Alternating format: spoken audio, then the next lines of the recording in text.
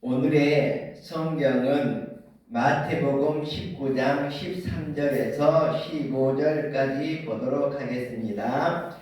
다 함께 읽겠습니다. 그때에 사람들이 예수께서 안수하고 기도해 주심을 바라고 어린아이들을 데리고 오매 제자들이 꾸짖거늘 예수께서 이르시되 어린아이들을 용납하고 내게 오는 것을 금하지 말라. 천국이 이런 사람의 것이니라 하시고 그들에게 안수하시고 거기를 떠나시니라. 아멘.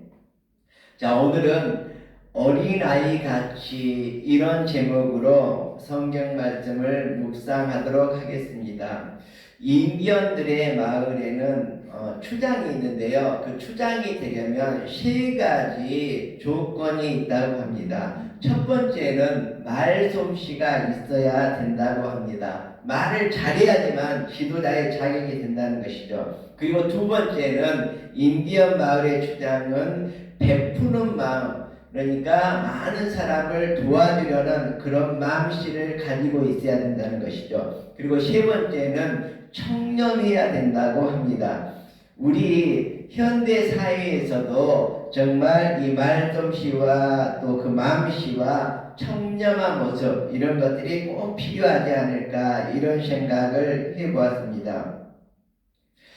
여기 우리들이 정말로 하나님 앞에서 어린아이와 같이 이런 삶을 살아가야지만이 우리가 천국에 들어갈 수 있습니다. 우리가 주님과 동행하는 모습, 주님과 더불어 살아가는 것은, 그것은 곧 하나님의 뜻을 파악하고 하나님의 마음에 들도록, 내 뜻대로가 아니라 하나님의 뜻대로 살아가는 것, 이것이 바로 하나님과 동행하는 삶이라고, 주님과 더불어 살아가는 삶이라고 볼 수 있을 것입니다. 성경에 보면 하나님의 마음에 딱 합한 사람이 있는데 바로 그 사람이 다윗입니다.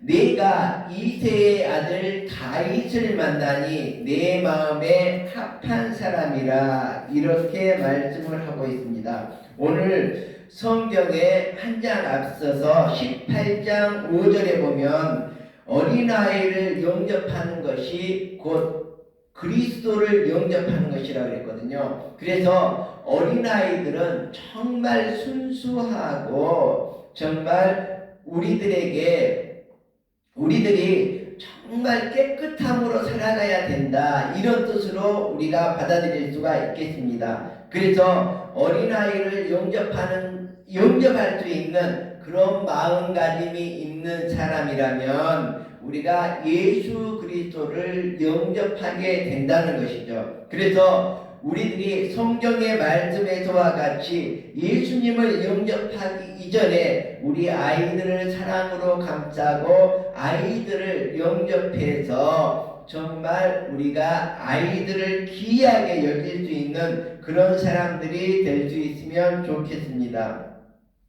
오늘 본문에 보니까 예수님께서 이렇게 많은 사람들을 가르치고 있을 때 아이들을 데리고 옵니다. 아이들을 왜 데리고 옵니까? 안수하러 데리고 오신 거죠. 아이들을 안수시킨다는 것은 뭐냐 그러면 바로 주님께 이 아이를 맡깁니다. 주님께 드립니다. 이런 뜻이 있습니다. 그래서 정말 아이들을 주님 앞에 안수하려고 데리고 왔다는 것은 정말 이 아이들을, 그러니까 옛날에는 어떻게 했습니까? 정말 랍비 중에서, 선생님 중에서 정말 존경하는 사람들이 있었습니다.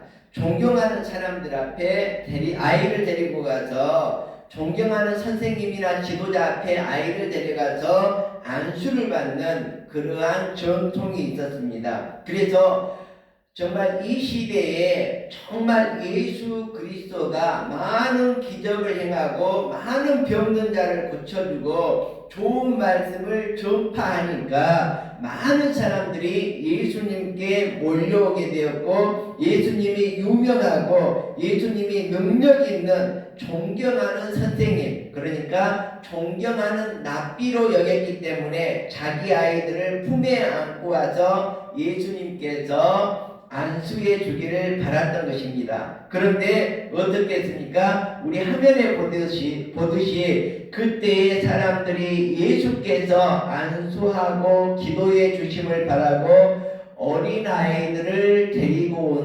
왔는데 제자들은 예수님의 뜻을 모르고 어떻게 했습니까? 꾸짖었습니다. 그때 예수님께서 뭐라고 말씀하십니까?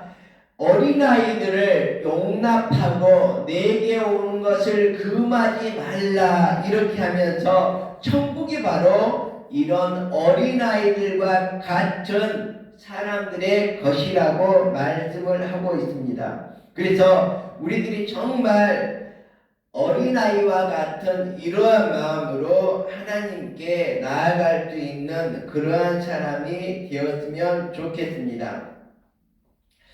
자, 아이들이 대화를 하고 있는데 그 오페라 가수 중에 할버톤이라는 아주 유명한 오페라 가수가 있었습니다. 근데 자기 아이들 친구하고 이렇게 대화하는 장면을 들었습니다. 그래서 어떤 아이가 이렇게 자랑합니다.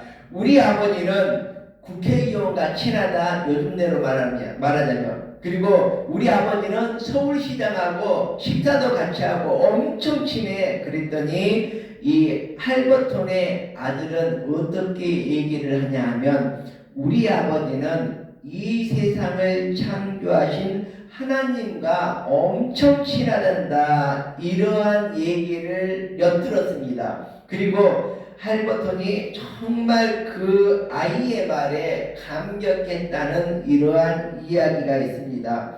우리 어른들이 정말 내가 국회의원과 친하다, 내가 서울시장과 알고 있다, 이런 것보다도 우리 어른들이 정말로 나는 세상을 창조하신 하나님과 친하다, 하나님과 동행하고 있고 예수 그리스도와 더불어 내가 이 삶을 살아가고 있다, 예수 그리스도와 더불어 동행하고 있으며 다윗과 같이 내가 하나님의 마음에 합한 자로 이 세상을 살아가면 참 좋겠다, 이런 생각을 해봅니다.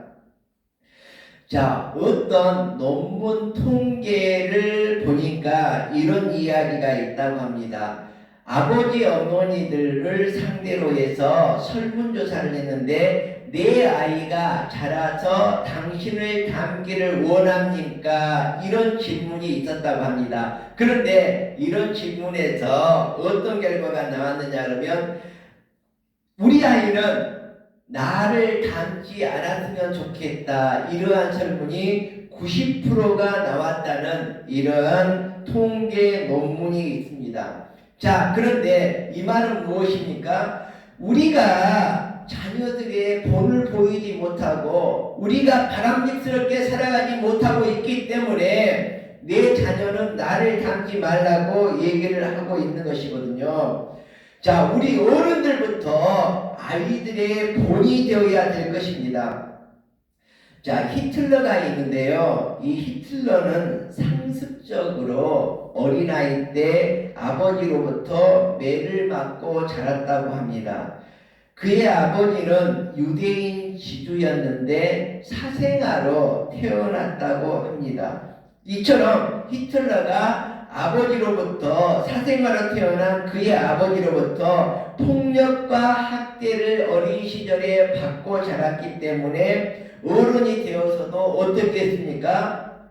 전쟁을 일으키고 전 세계를 정말로 엉망으로 만들었던, 전 세계의 질서를 파괴하고 수많은 사람을 학살했던 그러한 전쟁의 원흉으로 남아있는 것입니다. 지금도 이스라엘의 역사박물관에 가면 그 앞에 6개의 촛불이 켜져 있다고 합니다. 6개의 촛불은 2차 세계대전 당시 히틀러에게 희생되었던 600만 명의 희생자를 기리기 위해서 켜져 있는 불빛입니다. 그리고 그 옆에는 3개의 비누가 있다고 합니다.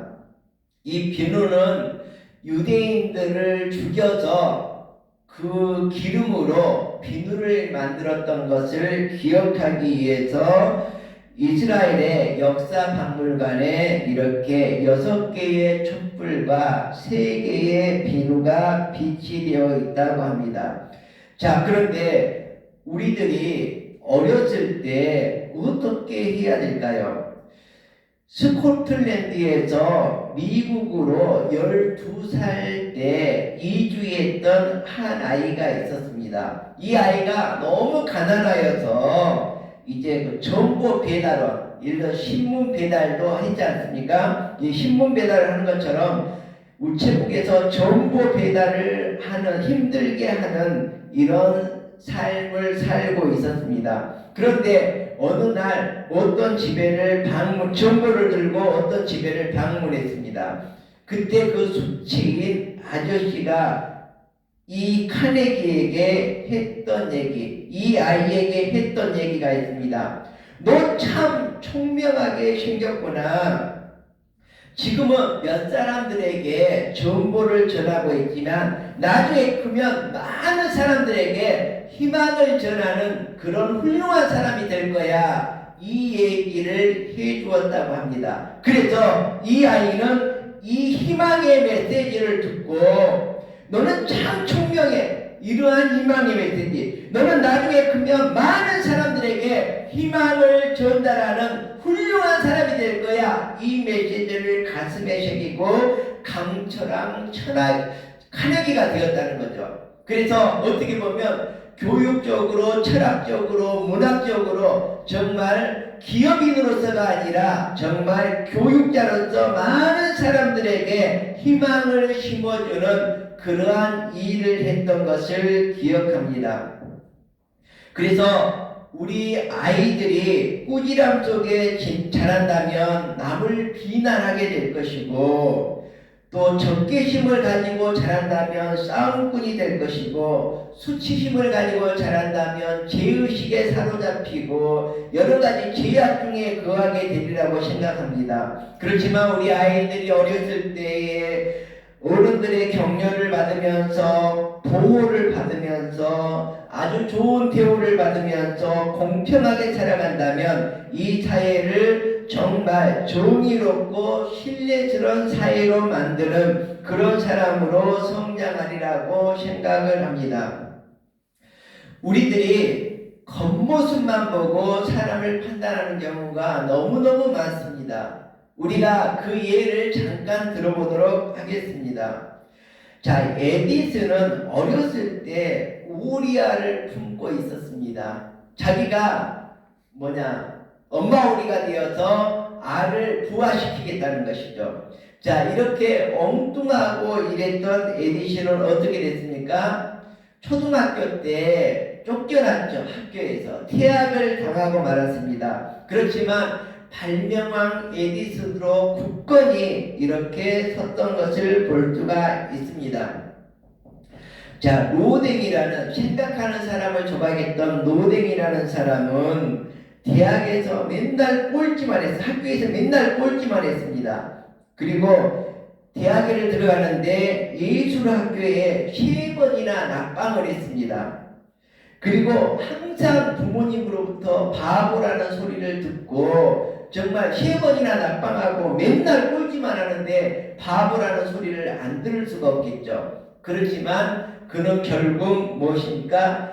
정말 세계적으로 유명한 정말 생각하는 사람이라는 조각상을 조각하게 되었습니다. 저도 그 로댕의 조각상을 직접 가서 보았는데요. 그 로댕의 조각상을 보려고 수많은 사람이 그곳에 오고 있거든요. 정말 얼마나 오랫동안 그 나라에 유익을 주면서 정말로 이렇게 관광에 관련된 수많은 수익을 올릴 수 있는 이러한 그 나라에 없어서는 안 될 아주 중요한 그런 인물이 되었으며 그러한 조각으로 말미암아서 세계의 많은 사람들을 그 나라로 불러들이는 정말 역사적인 인물이 되었던 것을 기억합니다. 자, 우리가 또 잘 알고 있는 아인슈타인이 있죠. 자, 어렸을 때 말을 할 줄 몰랐다고 합니다. 정말 이 아인슈타인은 정말로 학교 부적응 학생이었습니다. 그렇지만 그 어머니로부터 격려와 사랑을 받고 정말 세계에서 가장 천재적인 두뇌를 가진 사람으로 우리들이 이해하고 있는 것이 바로 아인슈타인입니다. 그렇지만 어렸을 때는 정말 말할 줄도 모르고 책도 읽을 줄도 모르는 그러한 정말 무능한 그러한 아이였지만 정말 자라서 천재적인 사람으로 성장했다는 것을 우리들이 기억하고 우리 아이들을 소중히 여기고 우리가 먼저 아이들같이 순수한 사람이 되어야지만이 정말로 하나님의 나라에 합당한 사람이 되고 어린아이와 함께 천국에 들어갈 수 있는 것이죠. 그래서 우리들이 정말 이 시간에 생각할 거, 정말 세상에 잡다한 모든 것들을 내 머릿속에, 내 마음속에 안고 살아가는 그런 사람이 아니라 나는 이 세상에서 정말 어린아이와 같이 깨끗한 마음으로 이 세상을 살아가고 예수님께서 어린아이를 품속에 영접하시고 안수하고 축복해 주셨던 것처럼 우리들도 어린아이를 축복하고 영접해서 정말로 어린아이를 사랑으로 양육할 수 있는 우리들이 되었으면 좋겠습니다. 지금 정말 우리 세대에 아이를 낳지 않는 이러한 풍토가 만연합니다. 이 설교를 듣는 모든 사람들은 꼭 2명의 자녀는 낳아야 됩니다. 왜 그렇습니까? 자, 배우자는 2사람이기 때문에 2명의 자녀를 낳아야지만이 정말로 이 사회가 그대로 유지되어 가기 때문에 그렇습니다. 2사람이 만나서 2사람의 자녀를 낳지 않는다면 이것은 바로 하나님 앞에 합당하지 않는 것이고 하나님의 마음에 합한 자가 아니라고 저는 생각을 합니다. 정말 이제 우리나라는 모든 부부가 2명의 자녀를 가질 수 있는 그러한 시대가 되어야 된다고 생각을 합니다. 자, 이제 말씀을 마치도록 하겠습니다. 우리들은 정말 하나님의 뜻을 잘 파악하고 아이들을 축복하고 아이들이 내게 오는 것을 용납하고 아이들을 정말 영접할 수 있는 우리들이 되어야 하겠습니다. 그리고 우리도 예수님처럼 이 세상을 아이들을 사랑하는 마음으로 살아가야 되겠고 곧 그것이 우리가 천국에 들어가는 지름길이라는 것을 이해해야 될 것입니다. 그럼 모두 어린아이와 같은 이런 마음으로 이 세상을 살아가고 어린아이와 같은 그런 마음으로 주님께 달려가고 주님께 축복받고 주님께 안수받는 여러분이 되시기를 간절히 기원드립니다. 기도하겠습니다.